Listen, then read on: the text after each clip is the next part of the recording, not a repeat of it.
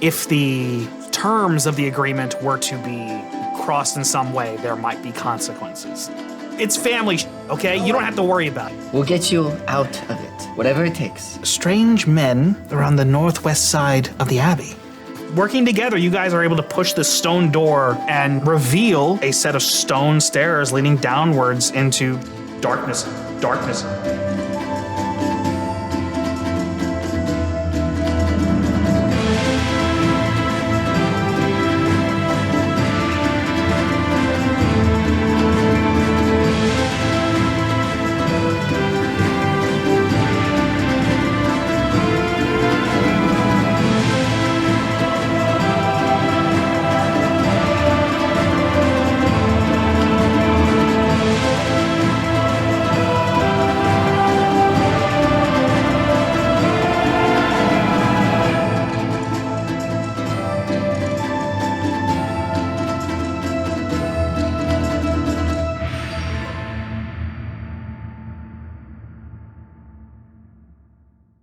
Welcome back to Tales Unwritten, the only tabletop RPG show on this channel.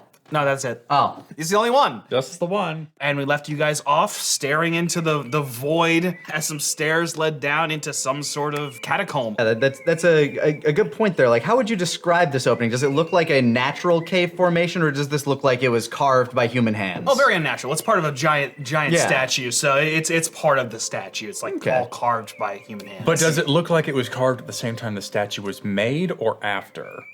Well, I think you should roll for that. That sounds fair. Why don't you roll an investigation check?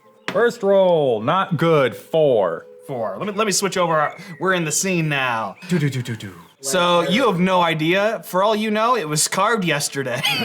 Speaking of architecture, what are we looking at as we look down these stairs? Are there like sconces on the wall with torches, or is this just like looking down, there's a little bit of daylight and then darkness? Yeah, right now it's just like it turns into inky blackness as you stare down. Like you see a few steps and then it just sort of...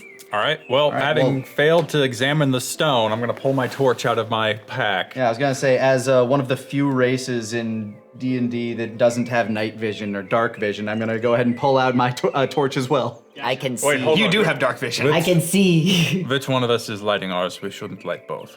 I mean... I'm lighting mine.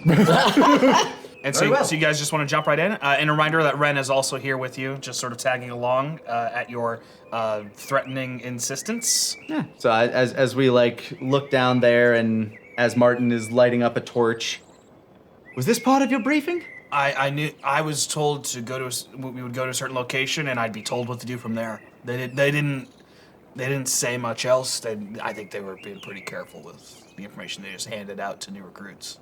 All right, so since you have the torch lit, I'm guessing you're leading the way? I go. I follow. I go. All right, and Ren's gonna go with you, so... Are we leaving Billy outside? Billy's back. Just Still like at the still at the stable. stable? Yeah. Okay. I actually don't want to bring Billy down a set of Probably not. precarious stone steps. I'm just double checking here to make sure. Like I'm sure the children will have fun with Billy.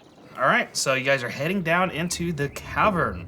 You know, it is so funny that I can see right in front of me, and you are not able to, so you must use tools. Yeah, it's so funny. Do you want to go in the front? Oh, no, I think Yeah, okay. you should do it. You are so confident. I don't have the fire. I know, you stay at the back. It is okay, I pat him.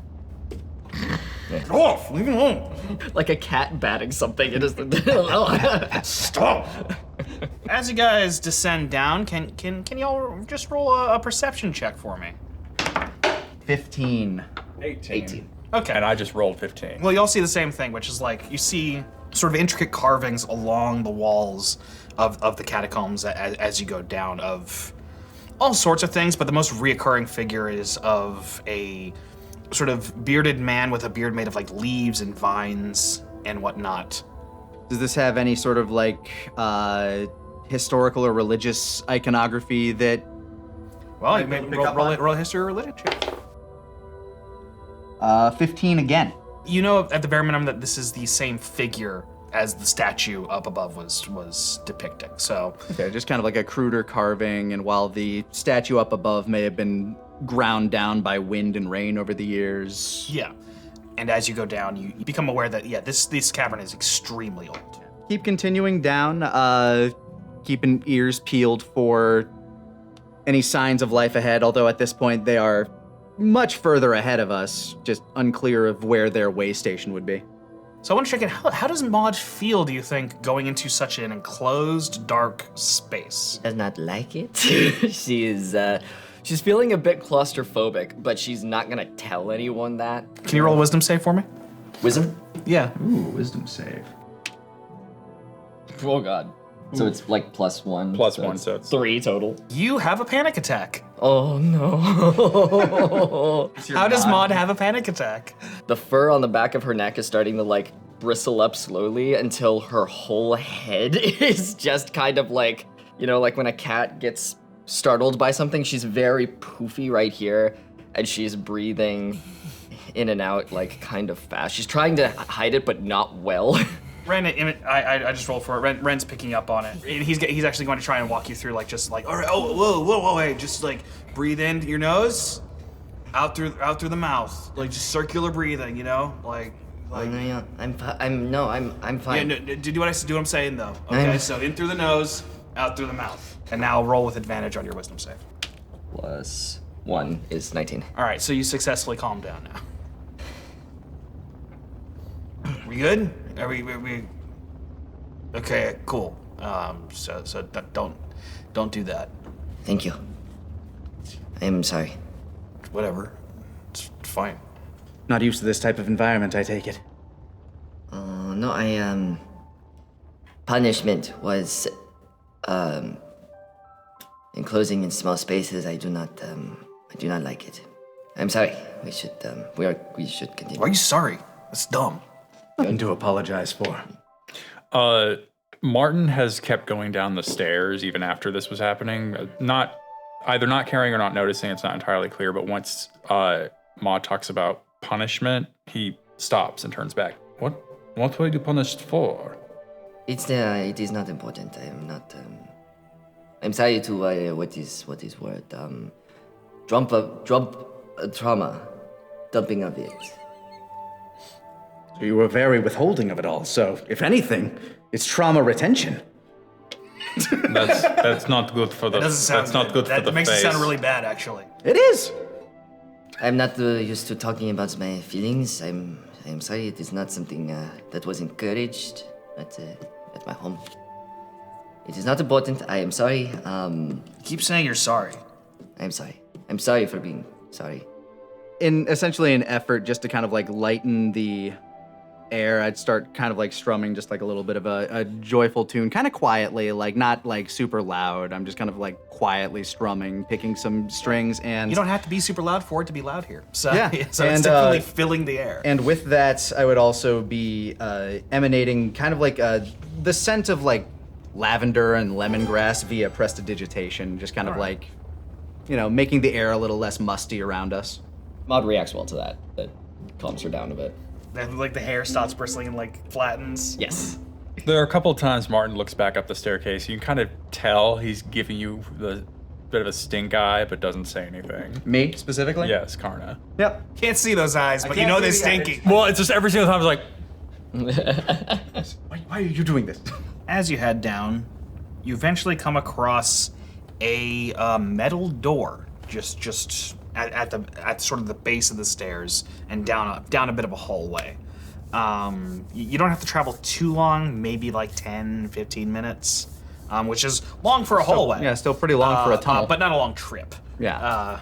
Maud is silly and still under the assumption because she can see things, even though there's a torch and they can't see it. So she's like, a metal door is ahead, even though they can clearly also see. so same stink eye, but instead of Karna, that time it goes to Maud. A metal door.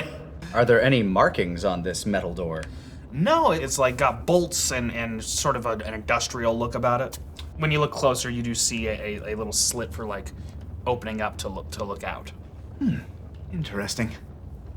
Quite modern compared to the rest of the architecture.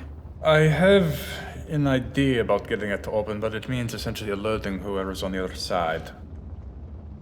Is the idea asking them to open it? Maybe. It's not just polite asking. I can try to do what I was doing at the wagon. Karna holds up a finger. But what if it was somebody they were expecting? And I point to Ren. He has their marking. He was with them at some point. Perhaps he escaped. I'd be willing to try that. I have a backup in case there is someone there. I'm thinking about it and my hand is burning. I don't think I'm allowed. You're not allowed to knock on door? I'm not allowed to help you get further. If we just asked you to stand in front of the door, marking burn? Stand in front of the door? No, I can stand in front of the door. Perfect. Stand Say here. anything to them to... Okay. Martin just grabs Ren by the shoulders and shovels him in front of the slat by the door. Stand here, don't move. It's burning a bit. No, I can... No, sorry, that torch I put out. No, not the torch, my hand. You Ma- told me the plan. Martin smothers the torch. Maud knocks on the door and Martin immediately flattens up against the door. That way you can't see me if you look out the slat. Once you knock, it's like, oh, good luck. yeah, Maud wanted to grab both of them by the hand so we could like go So somewhere. you guys flattening deep against the door enough. so you can't see whoever is answering? Yep. Okay. You hear some like clicks and whizzes and whirs and then the slit in the front opens and it's like, who's there? I don't know what, who are you? Do you know the password? What? You know the password. Fucking, I don't. Just fucking with you. It's not a password. You can come in, come on. Then you hear more clicks and whirs and the door just opens. And can you all roll a dexterity check for me? A dexterity check? Yeah. I will say the second the door opens, Martin will try to charge in and just Charge in? just charge on the Okay. guy that opened the door. Okay, you can try that. I don't know if that modifies. Roll a disadvantage. Maud rolled an 8. Now this is a dexterity check, not a save, right? If you keep flattened against the door, it's a save. If you try to move off of the door before it opens, it's just a check. Let's say that. All right. Well, my dex save is a 16. Then you're good. You don't fall over. 8 for the charge. The door swings open. Maud falls to the ground. Karna steps back, and you charge at what seems to you like nothing. And as you look around, you eventually see it's kind of humanoid, but it's about the size of a small bird. It's got 4 arms, 3 fingers each. It's got a set of legs that are pretty much identical to the arms. Long ears that are somewhat humanoid, but not quite. Kind of lion-like tails, and a set of insectoid wings. And they all come with big, glassy insectoid eyes. Oh, hey, there's more to use than I thought. I guess more the merrier. What's going on? Hello. Yeah, hi. Greetings. Why are you hiding? I wasn't hiding. I was just trying to get through. I don't like dark. Oh, so you were huddling against the door like a baby? I wanted light, yes. Maud's face is flat on the ground and she says, "We mean you no harm." Cool. Just All trying right. to make a pleasant surprise. Well, you're allowed to come in. I don't know why you gotta be weird about it. Much appreciated. I bow. Put my finger over to Martin's torch and with prestidigitation light it back up. You had a Oh, torch? torch. Ah, thank you. Danke. You forgot you had a torch. I did. Your friend's a little special, huh? I think they all are in their own little way, aren't they? Hey, that's the truth. Everybody's a little fucked. All right. Welcome to the Hive. What are you here on business? What's going on? Oh, just looking to find some people that we got separated from. All right. Well, I mean, just don't make any trouble. Just, you can look around. Don't start nothing. There won't be nothing. Sure thing. Did a group of... I dare say they probably weren't all humans, but human-sized beings wander through here carrying a bunch of heavy boxes recently? Oh, yeah, the jackalites? Jackalites, that's what they called themselves. I've been waiting so long to drop that name. Maud is still face down and says, "Yes, we knew that." Yeah, the jackalites came in. They come in. They come in all the time. You got a straggler here? What? Did you get lost? He had stomach problems. He has the diarrhea. Okay, well, the bathrooms are over there. They're actually bidets. They're fully automated. Oh, thank you. I start trotting over that way. So you know what a bidet is. Karna's well-traveled. Yeah, you've hung out with pixies before. Look, they know how to make a great anus fountain, that's all I'm saying. Would Karna like to explain what he knows about pixies to the group real quick? Oh, yeah. There's a glow bug, and it is talking to us. It's big. Maud, this is a pixie. Sorry, we didn't get your name. My name's Flit. Flit. I open the door sometimes. They're wonderful with mechanical creations. I actually knew a group of pixies that traveled around in a wandering suit of armor before. Yeah, auto armor. Yeah. They piloted it as a group. They liked going by an acronym. They called themselves Flecka as a group. Yeah, I don't know those guys. It was a long time ago. Yeah, we don't all know each other. You look at me like expectantly. I didn't. Okay. I'm simply stating that.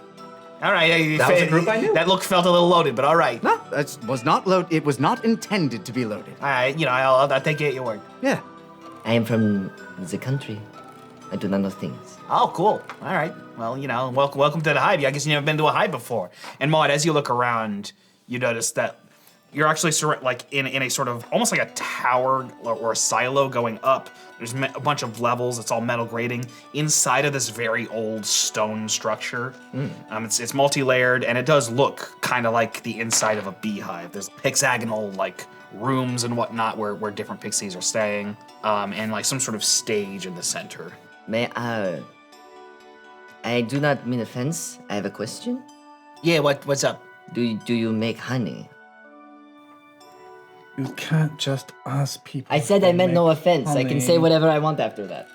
No, we don't make honey. We clearly we do machine stuff. We do machines. Oh, you make machines Yeah. from anus.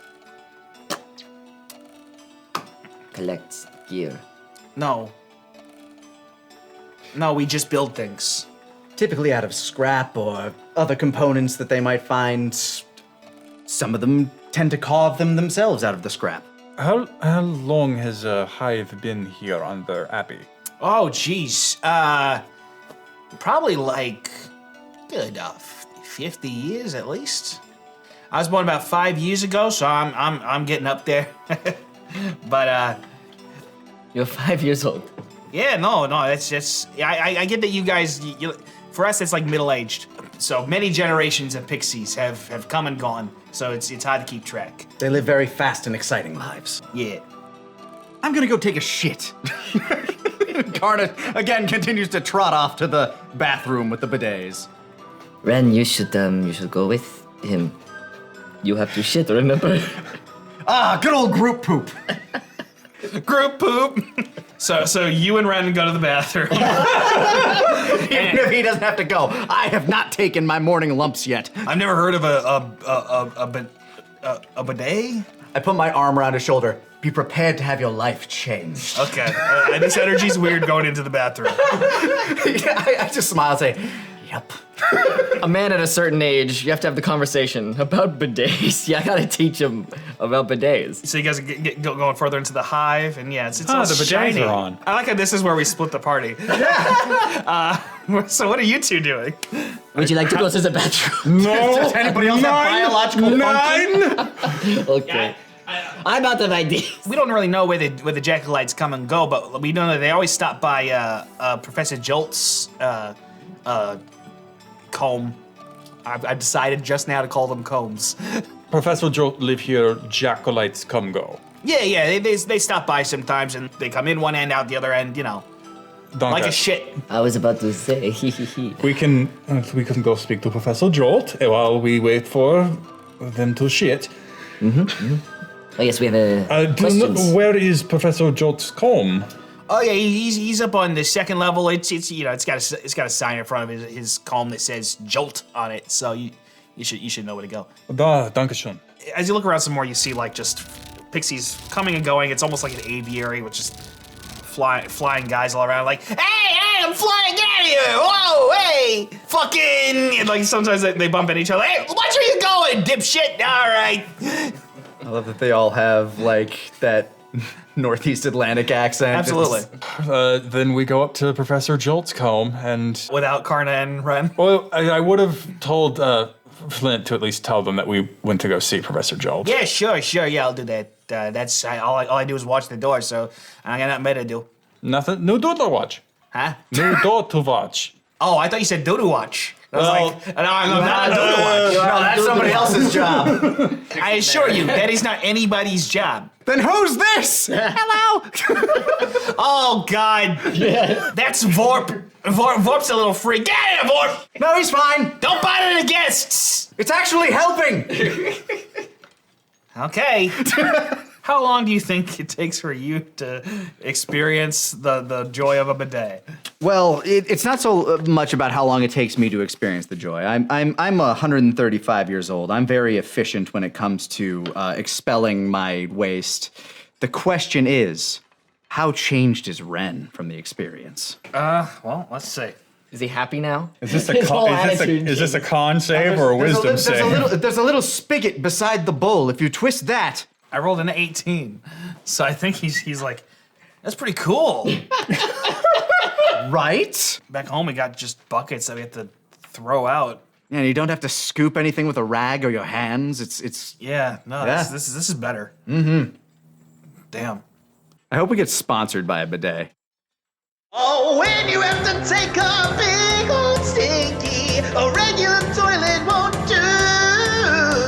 You gotta start your day with a bidet, yeah, that'll see you through.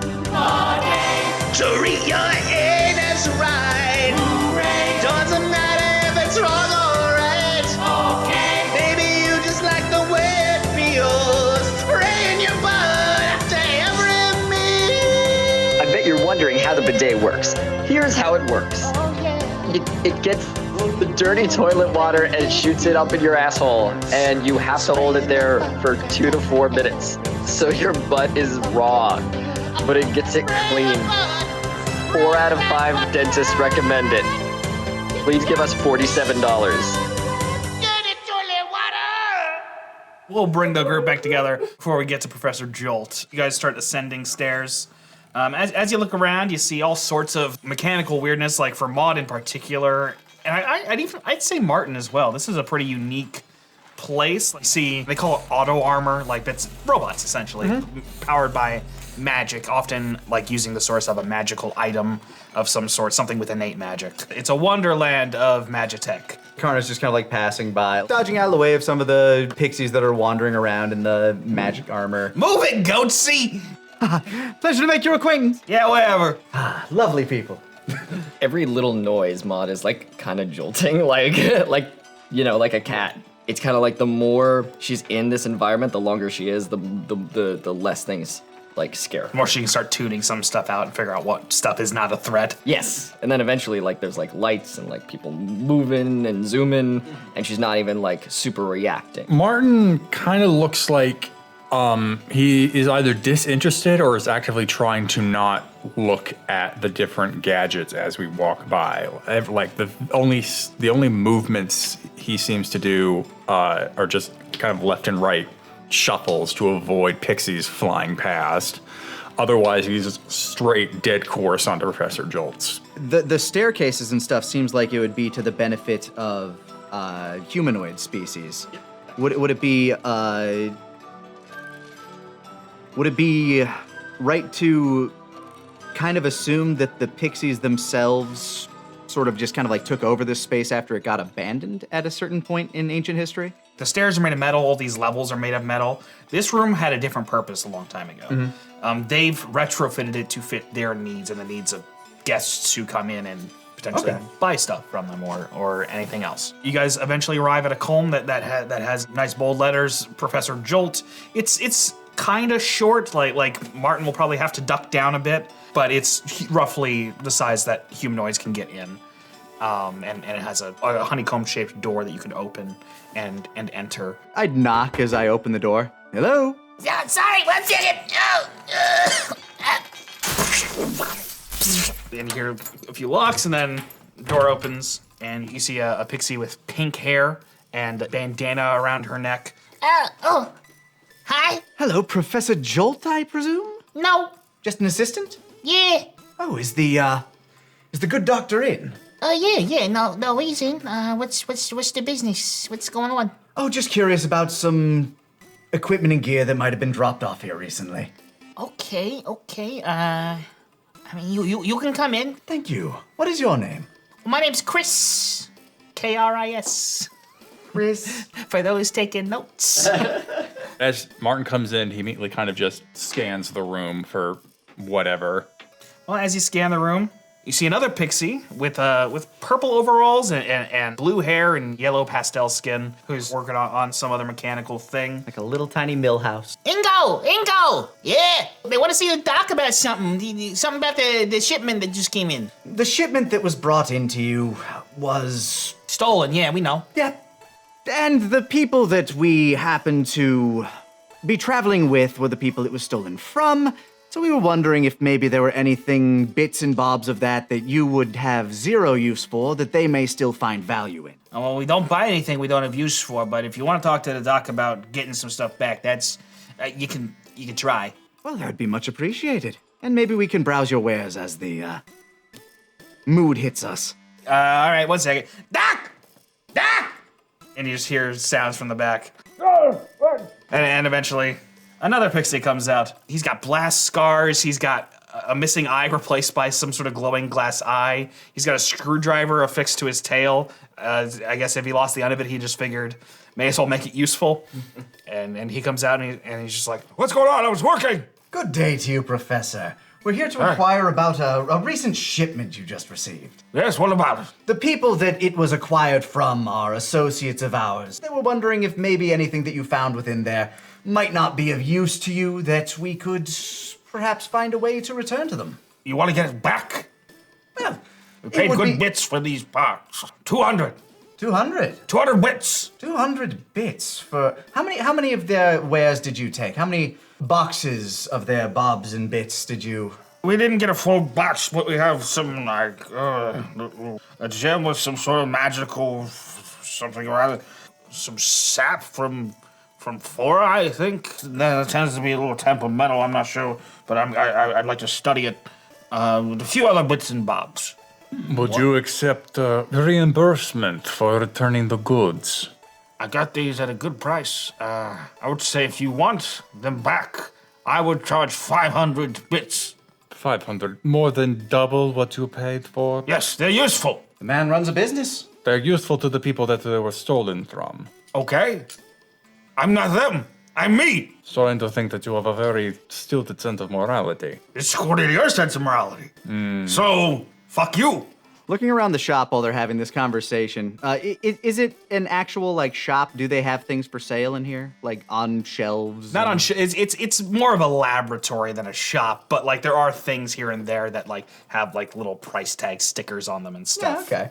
What sort of odds and ends do they have here that are for sale? So you see a box of some sort with a button on it and some sort of circular mesh on it. You see a couple of boxes for that. They each go for about 100 bits. Mm-hmm. Do they have a particular like label on them or anything that might signify what they do or are? They say Echo Box. You also see a sort of cobbled together thing. It almost looks like a cannon, but something you can fit in your hand. And it just has question mark on it, refurbished under it, and it says 50 bits. And then it also says no ammunition. Those two things look ready to go. Yeah, so I'm just listening to Martin talk to the doc right now as I'm browsing these shelves, basically. Gotcha. It really serves you no compunction that these goods have been taken unfairly from others, despite the fact that you pay for them. You could have bought them from the people that actually had them. People who sell those things don't usually sell them to us. That is a good point. Humans don't tend to want to do business with us. We do our business in a different way. Karna just kind of like nods absently as he's browsing the shelves. Maud's gonna step up to Professor Jolt and be like, hello. Understandable, you know, it is very, you make a lot of good points. You are obviously a very smart man. Thank you. Yes, I'm curious. These items that you have acquired, would you be willing to trade a favor for them? Is there anything, a big job or anything that you need help doing? Me and my acquaintances, we could do something for you if you are unable to reach a certain place or do a certain thing. A small smile crests across Karna's face. Adventure is his favorite form of currency. We can't use the A word around Carney, he gets excited, like going for a walk. We're running out of words to say around Karna. Adventure, bidet. Flavor. You, the one with the blindfold on. Y'all, You use that sword and shield, are you good with it? I'd like to believe so. Then yes, I have a favor. I've been working on my auto armor, but we've been having our auto armor battles, and I'll be honest, no one here is a challenge. I can't improve on something that I don't know where the weaknesses are. I like where this is going. So I'd like for you to face off against my auto armor in battle, and just show me how I can improve it. And if you do that, I will give you what I have, because I'm at my wit's end. Nobody here is a decent scientist, except for Ringo. That's why he's my apprentice. And Chris, I guess. I pat Chris I tap Chris consolingly on the shoulder. I love how sexist this professor is, because Maud is like the one talking to him, and he looks past Maud and says, you're a warrior. You, man! And Chris is here, I guess. I accept. Wonderful! Give me some time to prepare. I'm just gonna... And he flies back into the room. He slams the door, and just you hear like ting ting ting. While that's happening, Have you ever fought a piece of mechanical armor before? No. Prepare for an interesting experience. Well, we've seen them around. We have. But this one's made by an expert, I fear. Do you think he'll actually be in it, or will it just be charged? It depends. It's been a while since I've seen one. I'd give him like little pieces of advice, like tiny things that I might have known from just traveling with a group of pixies that piloted something similar. Essentially give him a pep talk and a little bit of bardic inspiration. Oh. You guys get led down to, I said there was a stage area at the center of the hive. That's where you get led to. Martin is pushed into the arena at one end, and at the other end, Professor Jolt brings out his auto armor. Professor Jolt's not in it. Ingo and Chris are not in it.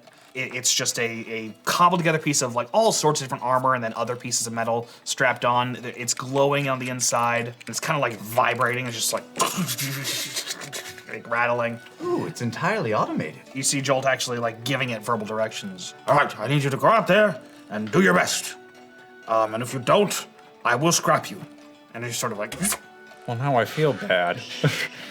If I win, I get what I want, but then something dies. Everything has consequences. you the player feel bad. Does Martin feel bad? Does Martin think it has feelings?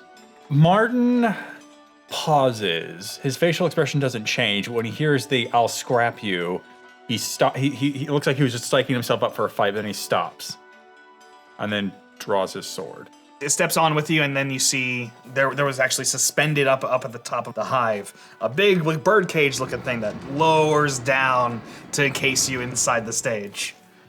Weird pixies. Anything else you want to do before we roll initiative? Nope. Sword drawn, ready to go. Okay, I'll roll initiative. 6. Maud wants to encourage him because she saw that Karna was Karna doing did something, something. but Maud is just like giving just the basic advice where she's like, defeat your enemy, hurt them more than they hurt you. Martin just slowly turns back, gives a thumbs. Maud's very happy with that. She's like, I encouraged him. I pat you on the shoulder. That's good advice. Thank you. I hope he listens. Me too. I want to learn more of his lies. Auto armor gets to go first. It's just gonna try and close the distance on you, which it can do pretty easily. It's a small arena, so it's just very direct, and it does have an axe on the end of its hand, and it's going to use that to swipe at you. It rolled a 12 to hit. I don't think that hits though. Nope. All right, so it misses. Hold the shield up, kind of bracing against the axe. Martin's just gonna go in and see if he can shove the short sword into a chink in the armor. That's actually a 23 to hit. That absolutely hits. Go ahead. And roll I'm it. going to smite. So as I shove it in, not only does the blade go through the armor, there's just a bright flash of green light. 7 piercing damage, 16 radiant damage. Wow. Okay. That's a very good hit. Yeah, no, rolled 8 on Crazy. both. Yeah. You managed to find a good gap in the armor, and you see you may have struck its like magical core or something, because it looks immediately extremely hurt. Yeah, I rip the sword out and then just push it back with the shield. How does the professor react to that? He's just looking. His glass eyes just darting between them, and just you see it even like dilating, like it's actually like telescoping on things, like really analyzing what's going on. He's getting what he wants, which is just to know how Data. can he improve his auto armor. But the auto armor is now going to get a little desperate because it can't go down this fast. It doesn't want to die. Father, please, no. Don't. It can't speak, so In its brain. it will try to take another swing at you. That's all it can do, really. It rolled a 15. Does not hit. Does not hit. Okay. So this time, as the axe comes around again, block it with the shield and then actually wrap my hand around to hold the arm in place. Okay. And then slash at its neck. Does Okay. it 15 to hit? A 15 does not hit. Damn. It is made of armor. But now it's going to take another desperate swing at you. This time, rolled a modified 19. That does hit. Yeah. 5 plus 2, 7. All right. So it comes in with the axe. I kind of catch it in my side, and I still try to use the pinning the arm to get another jab in. 14. Clang. Too much armor. You got lucky at first, but oh. It adapted. You really did have to find like the little gap in the armor. So what will happen? Because I still have my bonus action. Okay, yeah. So I'm going to spend my bonus action to cast Shield of Faith. Okay. So as the strike misses, I pull it back, and then I kind of reach into my shoulder pad, and I just pull out a small strip of paper. And as I throw that out, it just bursts and scatters, and I just get this dim aura around me. So my AC is now 20. Well, I just got a modified 22 to hit it. Oh, damn, that hits. That's another 5 damage. Stop getting slashed! I'm trying! Thank you. I was wondering if you would do that. Yeah. All right. Seems obvious. This one's actually going to be me, instead of trying to pin it, because every time I get close, it doesn't seem to work, I just push the arm away after it digs in and go for the kind of waist, hoping there's a bigger gap in that area. Okay. 19 plus 5, 24. All right, that hits. Can't pump a smite into this one, so it's going to be the d6. 6 piercing damage. All right. How do you finish off the auto armor? As the short sword finds purchase in the waist, I kind of lever it up and try to go for the core, and then maybe if it's enough damage to kind of cause the magical energy holding it together to dissipate, the armor just falls in half. Like the leg's still standing up, but the chest plate and everything above it just falls over. So you go for the gap the armor and you try to hit the core? Yeah, I try to hit the core and then maybe just pop the whole thing in half. Okay. Yeah, so you stab the core, get your sword in there, and like you see it. I'm gonna need you to roll a Constitution save. Oh boy. You can use the bardic inspiration for this. It does have an effect. I will. All right. 10 con save, so 12. You also gain 4 temporary HP. You are gonna take some damage from that, but it'll just be a d6. So let's see. That's 3 damage. Okay. So you get blasted back as all the bits and pieces just blast up in a bunch of different areas, almost like a grenade. Not quite the same velocity of a grenade as a grenade though, because that would hurt a lot more. Since it only eats into the temp HP you give me, I actually like the idea that maybe as it explodes, the pieces just kind of hit like this weird barrier. I'm not sure how you would flavor it, but just like they bounce off. How would you flavor it? Basically, like as soon as you realize, oh shit, and like your body like is like, oh god, something's about to go wrong. This like expansive field just kind of like surrounds you with this like humming melodic tune. That as this energy gets kind of absorbed by that force, you kind of feel a little bit of comforted and protected. So as he's bracing himself, the color changes. And then the look on his face is just...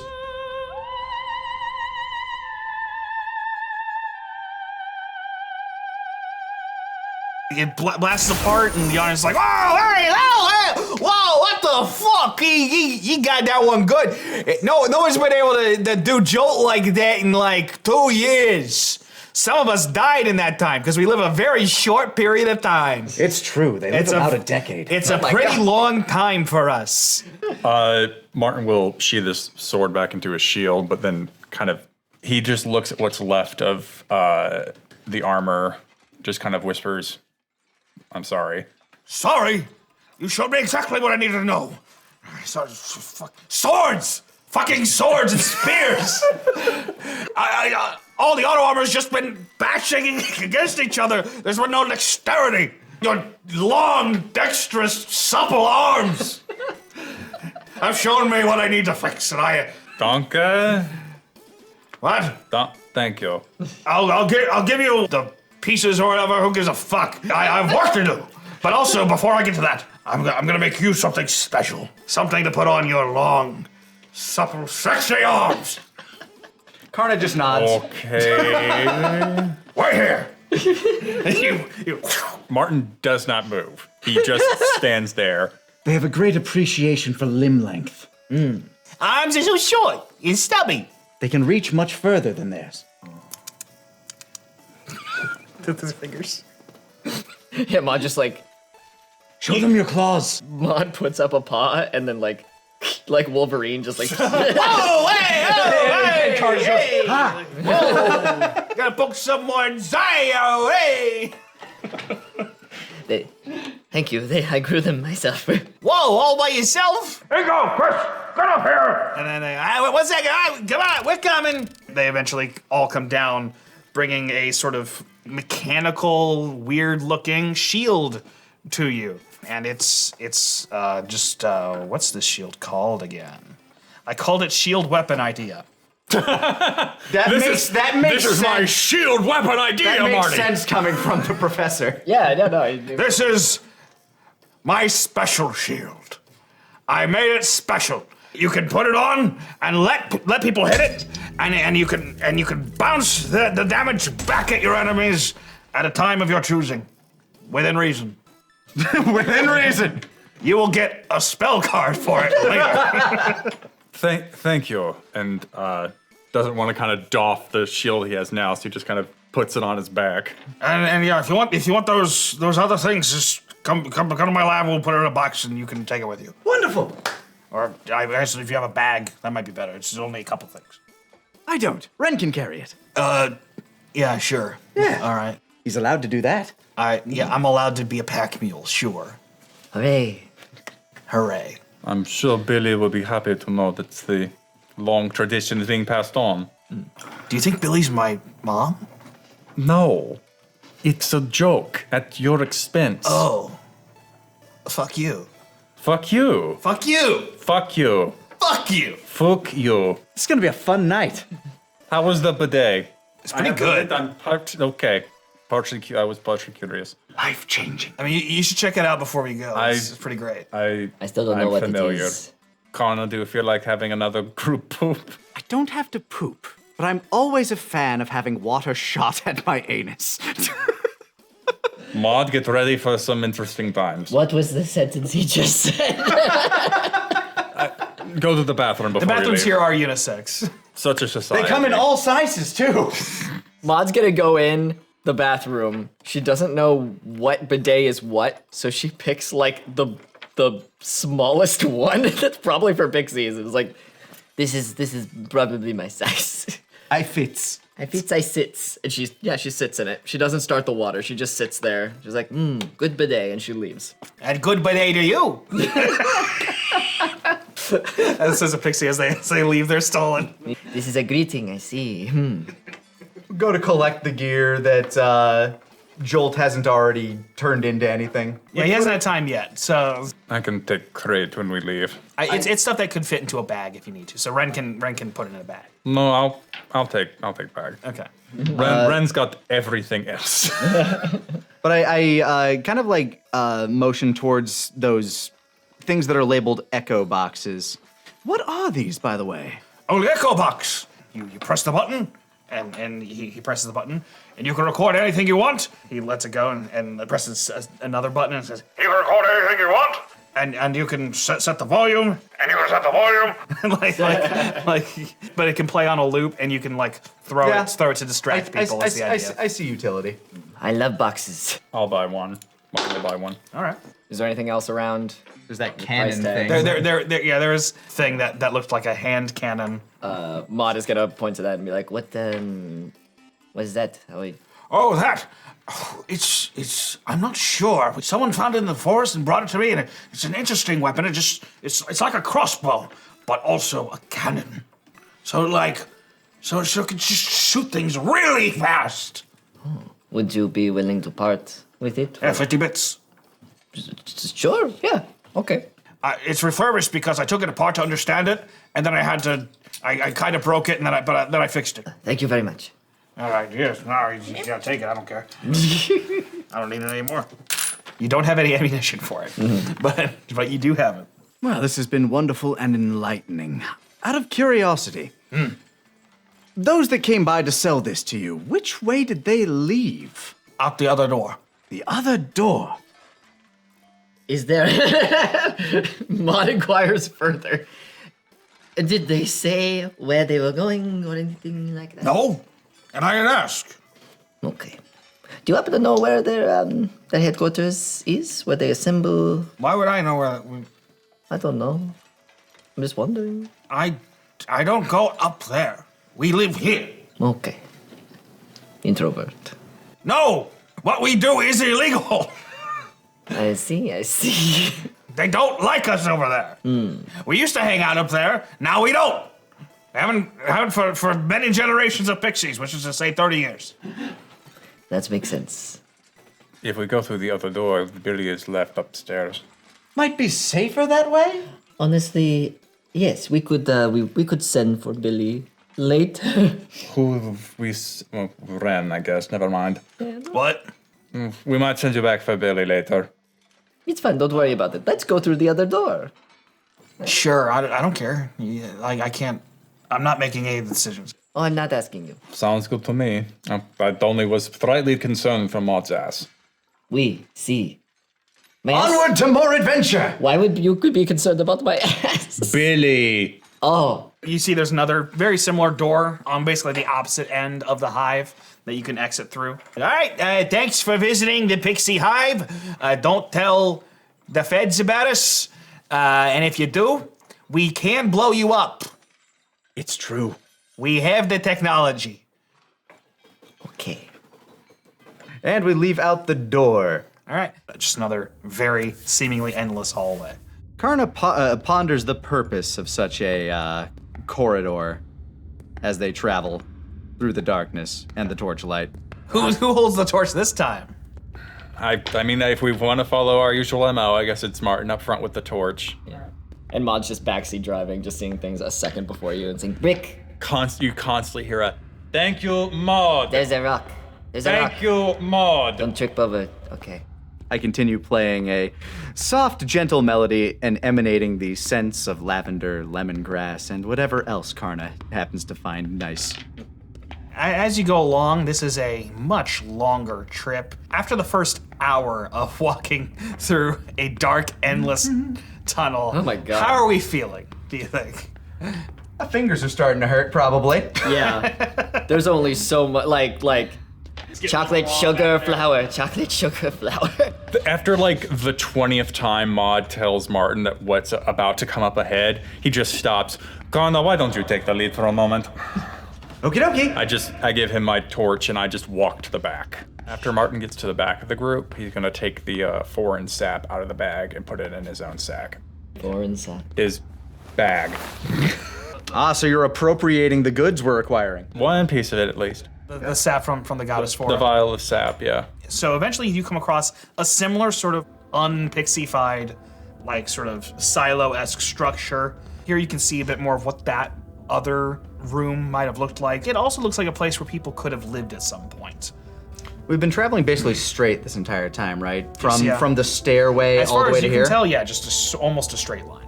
What direction were we facing when we entered the statue? Were we facing toward or away from Port Tarif? Toward.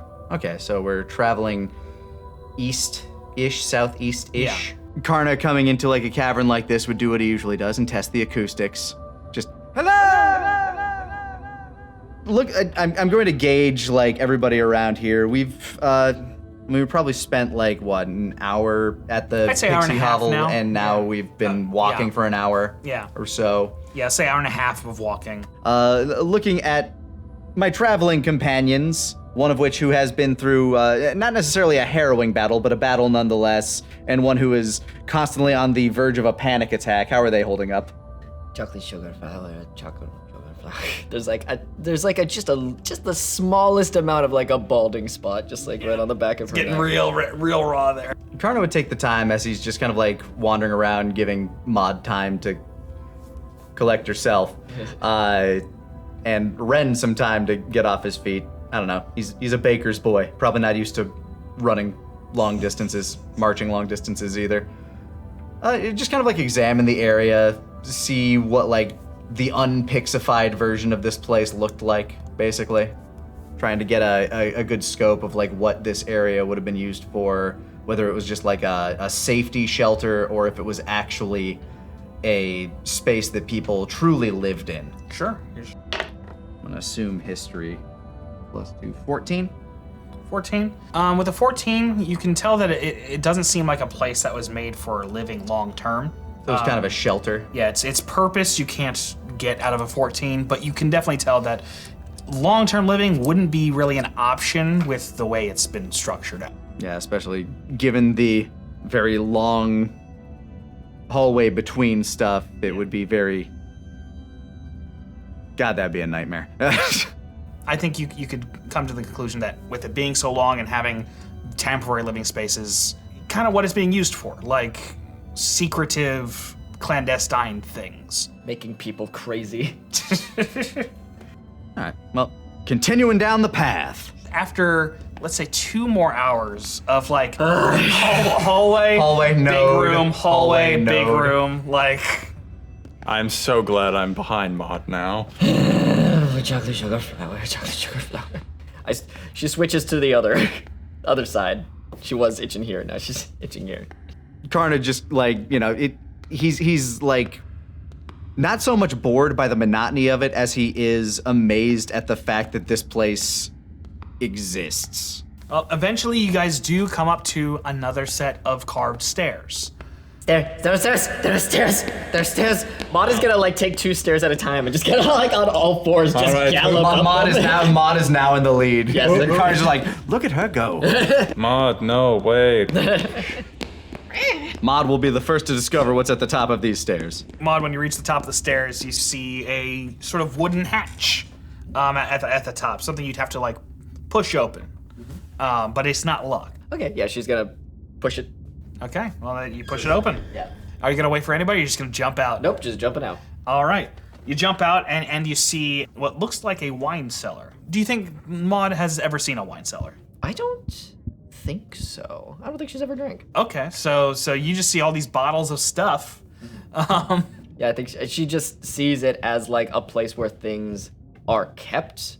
Not necessarily that this is a place specifically for wine. So she's like, it could be bottles of anything. But As Maud picked up pace, Karna would probably go to his normal move speed, which would mean I wouldn't be too far behind you as you Yeah, popped out. you clearly recognize a wine cellar. Ah, wine. I look around. What sort of vintage are we dealing with here? Does this look like a very rich person's wine cellar, or is this like a village's bar room? Most of it's not that vintage, like 10 years or something. Some of it is significantly older, but it's like a very limited stock. The really vintage stuff goes up to 200 years old. And has a label that you do not recognize. Ooh, some of these are older than I am.